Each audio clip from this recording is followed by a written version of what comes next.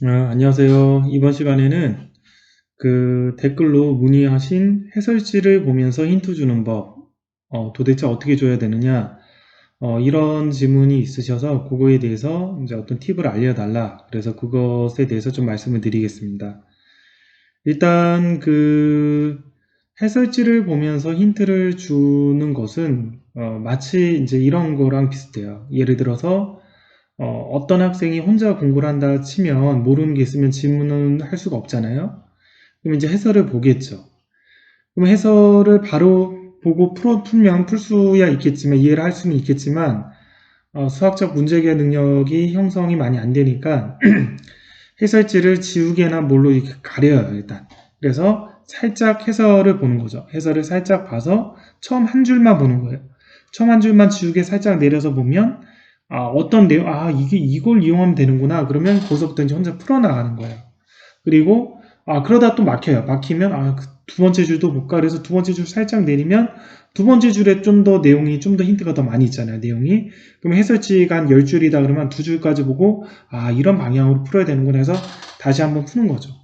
그렇게 하다 보면 풀리면 해설지 전체 10줄 중에 두 줄 정도만 자기는 보고 문제를 푼 거죠.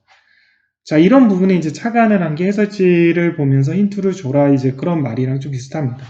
그래서 제가 이제 학원을 안 다니면서 수학을 이제 혼자 공부를 했는데 중고등학교 때 제가 이제 그렇게 공부를 했어요. 모르는 게 있으면 뭐 질문을 해서 누구한테 힌트를 주는 사람이 없잖아요. 이렇게 선생님들 같은 경우도 질문을 하면 그냥 다 풀어주시지 뭐 이렇게 좀 방향성만 잡아주고 너가 풀어봐라 그렇게 해주는 선생님들이 안 계시죠. 학교 선생님들 중에.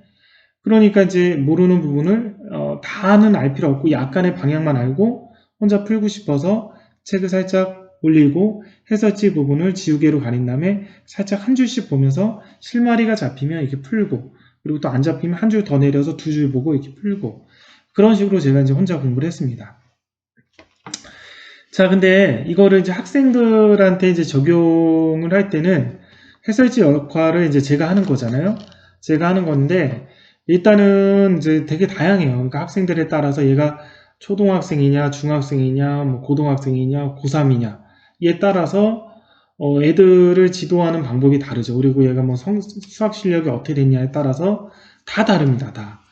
가령 이제 고3 이과 1등급 받는 학생이다. 그러면 이제 질문을 하면 보통 이제 우리 학원 다니는 애들 고3 이과 1등급이면 하루에 오면 질문 많이 하면 한두 개 정도 하거든요. 한두 개. 그럼 정말 어려운 거 가지고 와서 질문해. 저희가 쭉 계속 공부하다가 이제 혼자 숙제해오고 여기서 쭉 공부하다가 어려운 거 정말 4점짜리 킬러형 문제 한두 개 질문하는데 그러면 이제 그런 경우는 제가 보고 이제 방향성을 좀 잡아주죠. 야, 이거 이용해서 해봤어? 그러면 이제 아니요, 그건 이용하지 않았는데요. 그럼 이거 접선이니까 접선일 땐 식을 이렇게 만들거든. 이 아이디어 가서 다시 한번 해봐라. 뭐 이런 식으로 이제 설명을 해줍니다. 자, 근데 이제 이게 학생이 이제 공부를 잘하는 애냐 못하는 애냐 성향에 따라 다 다르기 때문에 일반화하기가 좀 많이 힘들어요. 힘든데 보통 이제 이런 관심을 가지고 있는 어머님들이 초등학생이나 중학생, 중학교 저학년 어머님들이 좀 관심이 많으니까 거기에 제가 좀 맞춰서 좀 말씀을 드리면 일단 이제 질문을 하면 초등학생이나 중학생 저학년들이 질문을 하면 먼저 이 문제가 개념에 대한 문제인가 아니면 심화 문제, 문제결 능력을 묻는 문제인가를 봅니다. 그래서 개념에 대한 문제면 앞에 개념을 복습하고 유사 유형을 보면 충분히 풀 수 있는 문제라면 보통 질문을 하면 제가 문제를 보고 이거 여기 다시 읽고 다시 풀어라 이렇게 시켜요 보통은. 그럼 걔가 다시 읽고 다시 풉니다. 그러다 안 오면 또 오겠죠?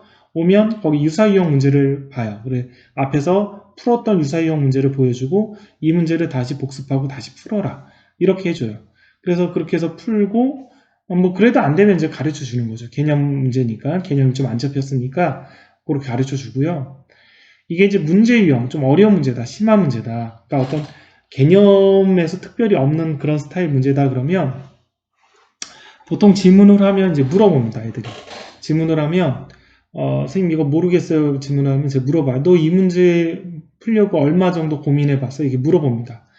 그래서 학생이 한 15분에서 20분 정도 고민했는데도 안 됐어요. 그러면 그때 이제 가르쳐 주기 시작을 해요. 근데 어떤 학생 같은 경우는 어느 정도 봤어? 그러면 한 5분 정도 봤는데 안 되는데요. 그러면 그 경우는 문제를 다시 읽게 시킵니다. 아, 그러면 일단 문제를 다시 3번 다시 읽고 다시 해봐. 이렇게 시킵니다. 그 문제를 3번 다시 읽어요. 문제 좀 길잖아요. 그럼 이제 서술형 문제들이니까 보통. 3번 다시 읽고 얘가 해봐요. 그래서 또 안 돼서 와요. 그러면 5분 동안 뭐 시계의 바늘을 보면서 저거 5분 정도 20분까지 다시 한번 고민하고 또 와. 이렇게 시킵니다. 딜레이를 시켜요. 그 다음에 이제 또 오면, 그 다음에 이제 오잖아요. 5분 돼서 또 안 돼서 오면, 그때부터는 이제 하나씩 힌트를 주는 거죠. 그래서 문제를 풀어갈 때, 야, 여기 너 이거 하려면 여기를 네모라고 놓고 풀면 접근하면 될 것 같은데, 여기 네모라고 놓고, 그럼 이 길이는 뭐가 되고, 뭐가 되고, 뭐가 되잖아. 그럼 여기까지 이렇게 접근하는 거 알겠어? 요거 이용해 봤어? 그럼 물어봐요. 아니, 그건 이용해 보지 않았어요. 그럼 여기서부터 네가 해. 하고 시킵니다. 그래서 시키면 또 거기서부터 풀어오는 애들이 있고, 또 안 돼서 오는 애들이 있으면 한 단계씩 제가 이제 혼자 공부할 때 해설지를 한 줄을 보고 안 되면 그 다음 두 줄 지우개로 가면서 이게 두 번째 줄을 보고 그렇게 했듯이 그 다음 단계를 하나씩 하나씩 가르쳐 주는 거예요. 그러니까 전체적인 그 문제에 대한 설명이 가령 한 10줄에 대한 설명을 제가 할 수 있다면 그거를 한 줄 단위로 끊어서 계속 시키는 거죠. 근데 이제 일부 학생들 같은 경우는 이런 게 별로 필요 없는 학생들도 있어요. 워낙 이게 어머님들이 아마 잘 키우셔서 그런 학생이 만들어졌을 것 같은데 가끔 보면 그런 학생들이 있어요. 특히 남학생들 중에서 많은데 이게 되게 재미있게 푸는 애들이 있어요. 재미있게 수학 문제를 재미있게 풀고 어려운 거를 푸는 거를 즐거워하죠. 도전하는 그런 느낌으로 즐거워하고 본인이 좀 기뻐하고 풀었을 때 그런 학생들이 있거든요. 그러면 그런 학생들 같은 경우는 이렇게 질문하러 오면 보통 바로 제가 이제 가르쳐줘요. 왜냐하면 얘는 이제 보통 모르면 본인이 이제 좀 정말 몰라서 질문하는 경우가 많기 때문에 바로 오면 야 뭐 너 10분 더 읽어봐라 그런 뭐 혹은 앞에 내용 보고 다시 풀어라 그런 말을 안 하고 보통 오면 제가 힌트를 줍니다. 풀어줍니다. 이게 풀다 보면 지네들이 끊는 경우 끊어요. 보통 그런 애들은. 그래서 자 여기 이렇게 접근하면 되잖아. 그 다음 이렇게 해보면 되겠지. 이렇게 하면 본인들이 아 됐어요 선생님. 거기서부터는 제가 혼자 할 수 있을 것 같아요. 이게 본인들이 자기가 풀 수 있는 지점에서 딱 끊습니다. 끊어서 이제 다시 풀어보죠. 그래서 그런 학생들 같은 경우는 본인들이 끊기 때문에 제가 뭐 따로 막 야 다시 풀어봐. 다시 읽어봐. 5분 있다 다시 와. 그런 말을 안 합니다. 그래서 본인들이 이제 그런 학생들은 본인들이 질문하는 것도 많이 싫어하고 그리고 질문 모르는 게 있으면 정말 모르는 거기 때문에 제가 충분히 고문해서 얘네들이 모르는 거니까 이렇게 힌트를 줘줘. 바로 이제 풀어주죠. 풀어주면 본인들이 끊기 때문에 거기서 끊어서 이제 그럼 네가 풀어봐라 이렇게 해버리면 되니까 되게 편한 거죠. 저도 이제 그런 학생들을 보면 부럽죠. 이렇게 막 제 자녀들도 그렇게 좀 했으면 좋겠는데 너무 이제 수학을 내가 힘들게 시켰나 막 하기 싫어하고 그러니까 부럽죠. 그런 학생들을 보면. 그래서 그런 학생들 같은 경우는 그냥 냅두면 본인들이 알아서 하니까 학생별로 다 달라요. 그래서 학생별로 다 달라서 이제 뭐 수학을 정말 좀 못하는 학생들 같은 경우는 이제 이 문제를 모르겠다 질문하면 대부분이 개념이 안 잡혀 있는 경우가 많거든요. 그러면 그런 것도 시키는 경우도 있어요. 여기 개념을 읽고 다시 풀어봐를 떠나서 그 개념을 뭐 연필로 써봐. 똑같이 써봐. 써보고 네가 이해를 해봐. 이해를 했으면 나한테 개념 한번 설명을 해봐. 그리고 다시 풀어봐. 라든지 아니면 그런 학생들 같은 경우는 이제 뭔가 이제 기본적인 개념을 보고 이해를 해도 금방 까먹고 그리고 여러 가지가 안 되는 경우가 많기 때문에 그런 경우는 이제 유사유형 풀어준 문제가 있잖아요. 풀어준 문제가 있으면 그거를 보고 다시 풀라 그래도 잘 못하는 경우가 있어요. 그 풀이 자체도 잘 없거든요.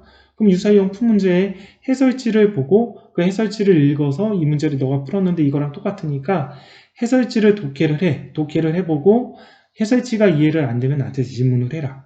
그다음 이해됐으면 이제 다시 풀어봐라. 이 문제를 풀어봐라. 유사유형이니까 그 문제 푸는 걸 알면 이렇게 할 수 있다. 그래서 좀 더 이제 뭐라고 할까? 좀 더 그 유치하게 혹은 좀 더 유아적으로 가르치는 경우도 있죠. 그렇게. 그래서 좀 더 약한 애들은 그런 식으로 가르치고 그리고 이제 그렇게 해서 본인이 풀어봐서 그렇게 본인이 어쨌든 좀 이제 그렇게 공부해서 풀고 나면 꼭 다시 써보라고 하죠. 그러면 이제 선생님이 설명해줬던 그 풀이를 가지고 다시 연습장에다 써서 풀어서 검사 맡아라. 뭐 이런 식으로 좀 이제 후속 작업도 좀 시켜야 되는 학생들도 있는 거죠.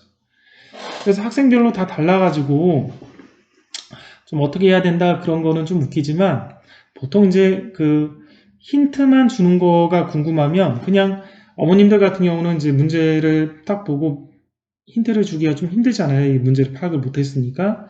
그러면 거기 이제 뭐 그 해설지를 보고 거기서 줄이 있잖아요. 한 줄, 두 줄, 세 줄 이렇게 있으면 그 한 줄, 두 줄 단락을 끊어가면서 거기서 이제 그걸 보시면서 한 단락씩 주세요. 한 단락씩 해서 야 너기 여기 첫 번째 줄에 보니까 여기 뭐 여기를 네모라고 놓고 풀었으면 야 여기 너 네모라고 놓고 이렇게 접근했니? 뭐 이런 식으로 한 단락씩 한번 줘보세요. 이게 좀 어려운 최상위 문제나 그런 경우라면. 여기까지 하겠습니다.